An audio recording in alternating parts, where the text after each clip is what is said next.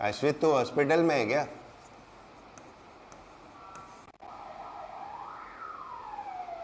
नहीं सर। फिर एम्बुलेंस कहाँ से आ गई? किसके उसमें बज रही है एम्बुलेंस? बाहर है, ओके। मैं सोचा मेरे यहाँ बज रही। Resonance, right. अगर हम एक मिनट पहले समझ लो, नोट करना। एक सर्किट ले, RLC series circuit, and we have a source of variable frequency. Frequency variable है, एक ऐसा सोर्स है, ये XL, ये XC। XL is equal to omega L, XC is equal to 1 by omega C, Z is equal to under root R square plus XL minus XC square, right. Think of a situation when frequency is very low.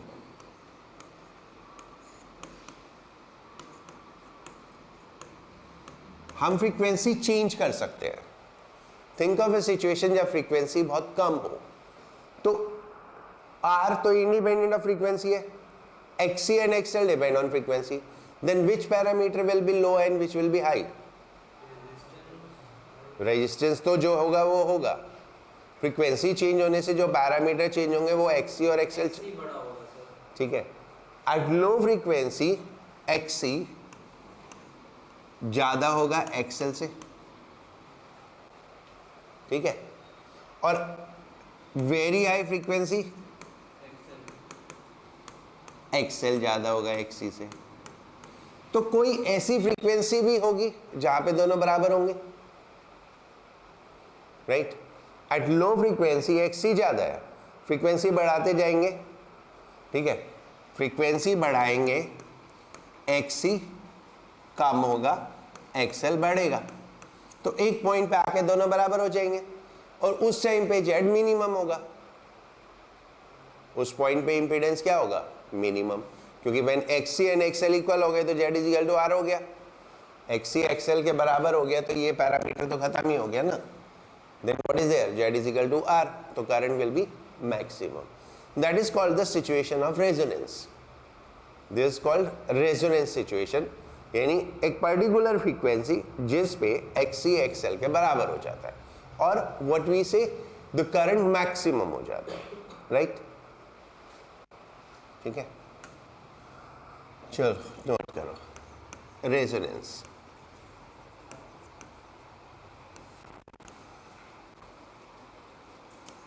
RLC series AC circuit is said to be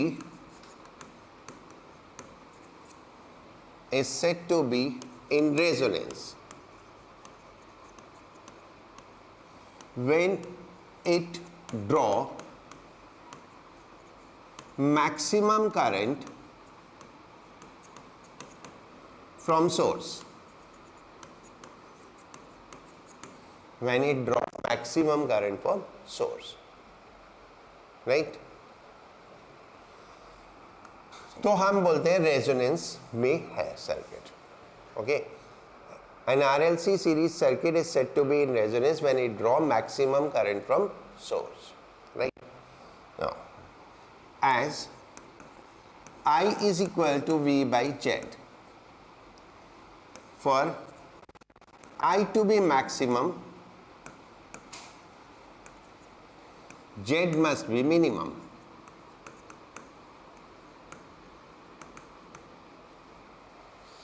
I maximum होने के लिए Z क्या होना चाहिए? Minimum होना चाहिए। As Z is equal to root R square plus XL minus XC square, where XL and XC are frequency dependent,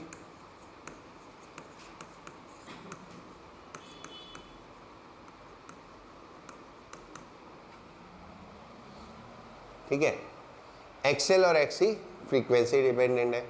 so Z will be minimum when XL is equal to XC. This is condition of resonance.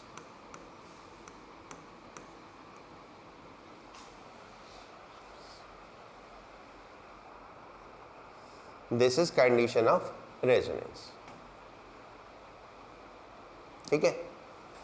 So simply AC circuit में resonance हो जाएगा जब XL XC के बराबर हो जाएगा. Correct? That is the basic condition. And that time it will draw maximum current from source. और इस टाइम सोर्स से मैक्सिमम करंट ड्रॉ करेगा. Correct. Now frequency at resonance.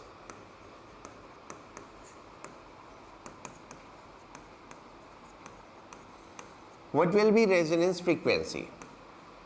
So we have derived that resonance में XL is equal to XC है.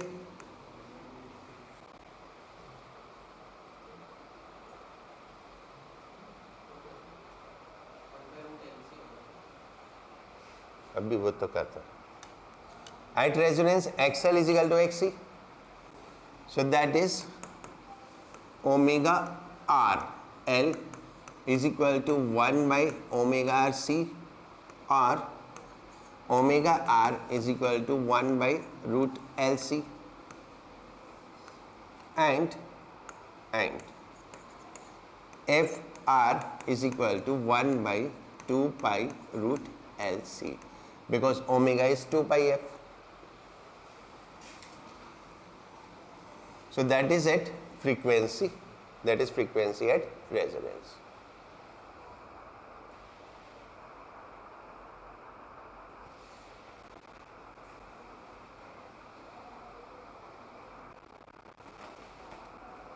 Okay.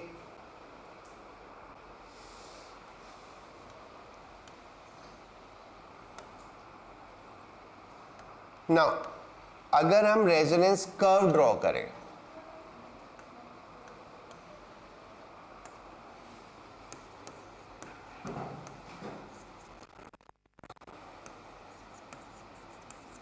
resonance curve. Resonance curve is a graph between current versus frequency. ठीक है. So if this is resonance frequency, then at this point the current will be maximum. यानी उससे कम frequency पे भी current कम होगा और उससे ज़्यादा फ्रीक्वेंसी पे भी करंट कम होगा. So the graph will be like this.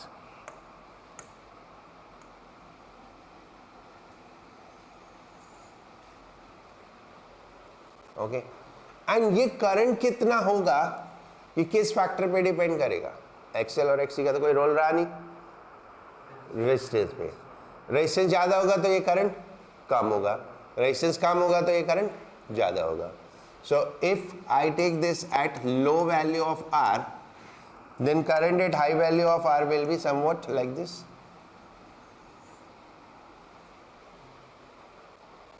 ठीक है. देन ये पीक जितना बड़ा होता जाएगा उतना ही हम बोलेंगे कर्व शार्प हो गया. ठीक है. एक बार इतना बना लो फिर आगे मैं एक्सप्लेन करता हूँ. ठीक है. राइट. अब देखोगे तो ये कर्व शार्प पर है. ठीक है. If I decrease the resistance और रेजिस्टेंस डिक्रीज कर दें, so then we will get this kind of curve. So that is more sharp curve. Right. What does this sharpness means? कि रेजोनेंस फ्रीक्वेंसी पे current maximum है, लेकिन जैसे ही हम resonance frequency से इधर उधर होते हैं तो करंट बहुत तेजी से गिरता है. इस केस में ऐसा नहीं है. ठीक है. इस केस में करंट में चेंज बहुत धीरे धीरे हो रहा है. इस केस में करंट में चेंज बहुत तेजी से हो रहा है. इस केस में उससे कम. तो जितना रेजिस्टेंस की वैल्यू लो होगी उतना रेजोनेंस कर्व शार्प होगा, उतना रेजोनेंस कर्व ज़्यादा शार्प होगा. Is sharpness of resonance curve is measured by a factor called as quality factor, right? एक मिनट पहले ये कंप्लीट कर लेते हैं, ठीक है, इसमें से ये तो छोड़ दो ना। अब अगर हम बात करें तो इधर फ्रीक्वेंसी लो है, इस साइड फ्रीक्वेंसी लो है, तो which is more, XC greater than XL. So this part XC greater than XL, and this part XL greater than XC, and बीच में इक्वल हो गया। If we talk about the current, अगर capacitive है तो current leading होगा, and inductive है तो current lagging होगा। तो in this part of graph current will be leading, and in this part of the graph current will be lagging. So if I mark leading current and this is lagging current, right? So that is the information we get from this.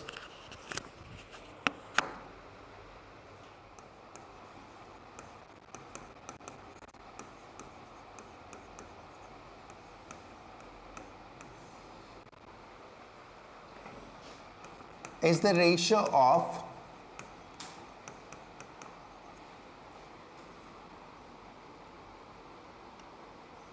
potential difference across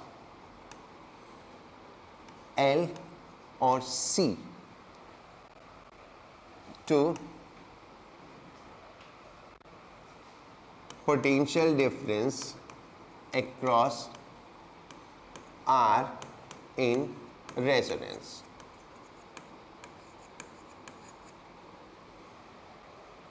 Potential difference across R in resonance. So this is Q is equal to VL or VC upon VR.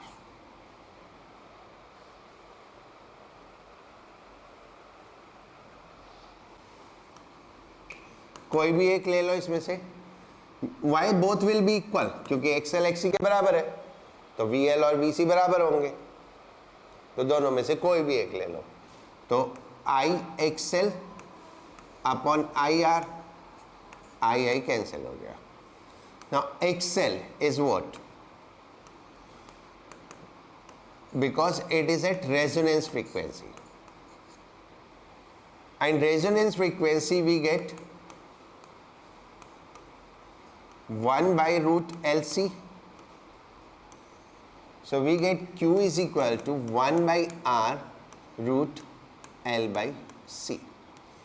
And that's how जितना R की value कम होगी उतना quality factor ज़्यादा होगा, and उतना ही curve sharp होगा, right? So Q represent sharpness of resonance curve.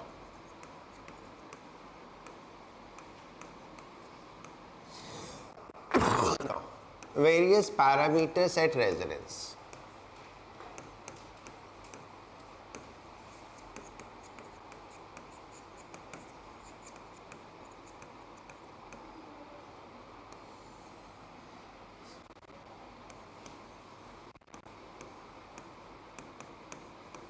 ये तो कंडीशन ऑफ रेजोनेंस हो ही गई। क्या क्या होगा रेजोनेंस में? XL is equal to XC, and when XL is equal to XC तो Z is equal to R, ठीक है? Then VL is equal to VC and V is equal to VR, यानी जो हमने वोल्टेज लगाई और resistance voltage से equal होगी। Voltage of source will be equal to voltage of resistance, क्योंकि इंडक्टर और कैपेसिटर आपस में कैंसिल होगी, तो सारी की सारी वोल्टेज कहाँ आई? रेजिस्टेंस में, ठीक है? You can straightforward find out V is equal to IR, ठीक है, और VR is equal to IR, both are the same thing.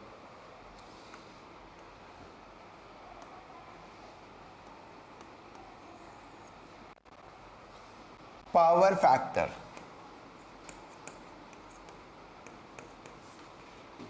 cos phi is equal to r by z होता है and that is equal to 1. The power factor 1 हो जाता है, ठीक है, and phi is equal to 0. That means current is in phase of voltage. So it can be treated as a pure resistive circuit. It can be treated equivalent to pure resistive circuit. ठीक है, but it happen at a particular frequency and that's called what? Resonance frequency. Pure theoretical है, मैं explain कर रहा हूँ, note नहीं करा रहा हूँ.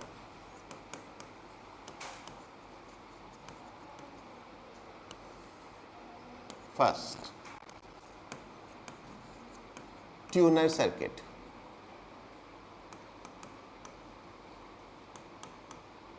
Tuner circuit. तुम लोग आए थे तो बारिश हो रही थी क्या? तुम लोग आए थे तो बारिश हो रही थी? नहीं. Tuner circuit. What is tuner circuit? Which we use in our TV, radio, walkie-talkie. Like हम एक फ्रीक्वेंसी सेट करते हैं. ओके, सोचो बहुत सारे रेडियो स्टेशन हैं, बहुत सारे रेडियो स्टेशन, 1 2 3 4 5 6. हम अपने रेडियो पे ट्यून करके कोई भी रिसीव कर लेते हैं, ठीक है. जब हम वो फ्रीक्वेंसी सेट करते हैं जो रेडियो स्टेशन की फ्रीक्वेंसी होती है, right. Like suppose one of the radio station is 102 megahertz. That means उस रेडियो स्टेशन का जो सिग्नल है उसकी फ्रीक्वेंसी 102 मेगाहर्ट्ज है, ठीक है. उस रेडियो स्टेशन की जो सिग्नल है उसकी फ्रीक्वेंसी 102 मेगाहर्ट्ज है, right. Now at resonance current is maximum. हमारा रेडियो सारे सिग्नल कैच करेगा क्योंकि उसे तो पता नहीं है कौन सा लेना है, ठीक है. तो all the signals are in air. हमारा रेडियो का एंटीना वो सारे सिग्नल कैच करेगा, बट उसे कौन से सिग्नल को रिस्पॉन्ड करना है वो हम डिसाइड करेंगे. कैसे? जब हम एक फ्रीक्वेंसी होती है 1/2 pi root LC. So that moment we are turning the knob और बटन दबा रहे, डिजिटल आ गया तो, ठीक है. So what we are doing, we are changing L और C. जब हम ट्यून कर रहे होते हैं तो हम या तो L या C या दोनों को चेंज कर रहे होते हैं.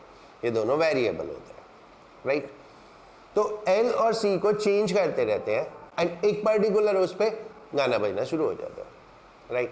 तो बाई चेंजिंग L और C जो हमारा रेडियो है उसके अंदर जो ट्यूनर सर्किट है, that tuner circuit is RLC series circuit. उस ट्यूनर सर्किट की फ्रीक्वेंसी हम 102 सेट कर देते हैं. तो जैसे ही हम अपने ट्यूनर सर्किट की फ्रीक्वेंसी 102 सेट करेंगे, so it will give maximum current for 102. सो वो वाला सिग्नल सुपरपोज कर जाएगा बाकी सबको. बाकी सब सिग्नल की करंट बहुत कम होगी और उस सिग्नल की करंट मैक्सिमम होगी. तो वो सिग्नल हमें हमारे रेडियो रेस्पॉन्ड करेगा, राइट. तो हमें जिस भी सिग्नल को रेस्पॉन्ड कराना है हमें अपने रेडियो के ट्यूनर की फ्रीक्वेंसी वही सेट करनी पड़ेगी, ठीक है. Like we want to listen 93.2 megahertz, then what we need to do, जो हमारा ट्यूनर सर्किट है that is RLC series circuit, उसकी रेजोनेंस फ्रीक्वेंसी सेट करनी पड़ेगी कितनी? 93.2. And how we will do that? By changing L और C. L और C को चेंज करके हम ये काम करते हैं, ठीक है. इनकी अपनी एक कैपेसिटी होती है चेंज होने की. ऐसा नहीं है कि आप किसी भी वैल्यू से किसी भी वैल्यू तक चेंज करें, ठीक है. यू नीड टू, ठीक है, राइट. तो लाइक जैसे FM है, there is a band of FM है, okay. That is from somewhat 87.5 megahertz to 110 megahertz, ठीक है. तो एक बैंड हो गया FM, यानी FM बैंड के लिए जो सर्किट है वो इस फ्रीक्वेंसी में चेंज हो सकता है, इतना फ्रीक्वेंसी वेरिएशन दे सकता है. If you have to go to AM band, then you need to change the band. When you are changing the band, we are changing the resonance circuit also, ठीक है. So that will respond to different frequencies, ठीक है. ये frequency normal case में इस range में होगी, यानी सपोज करो 100 एक एवरेज फ्रीक्वेंसी है, हम या तो उससे थोड़ा कम कर रहे हैं, ठीक है, बाय डिक्रीजिंग एल, या बाय इंक्रीजिंग एल, या उससे थोड़ा बढ़ा रहे हैं by decreasing L. But L को भी हम एक लिमिट में ही कम बढ़ा घटा सकते हैं ना, ऐसे थोड़ी है हम 0 से इनफाइनाइट कुछ भी कर सकते हैं, राइट. तो accordingly we need to change the band, ठीक है. So this is how tuner circuit work, which is applicable for the TV also. TV, radio, TV is also like that. When you change the channel, preset होते हैं. आप channel change कर रहे हो तो वो क्या है, प्रीसेट है, यानी इस पर्टिकुलर फ्रीक्वेंसी पे ये चैनल आ रहा है, तो आपने टीवी में ऑलरेडी स्विच वो किया हुआ है, स्टोर किया हुआ है, सेट किया हुआ है, तो बाद में आपको सिर्फ बटन दबाना होता है, ये चैनल, ये चैनल, ये चैनल, राइट. ठीक है. This is what tuner circuit के लिए एप्लीकेशन है. The next application is a metal detector. As metal detector, ये मेटल डिटेक्टर की फंक्शनिंग होती है इंडक्टर से. L is equal to mu naught n square A by L, that is inductance.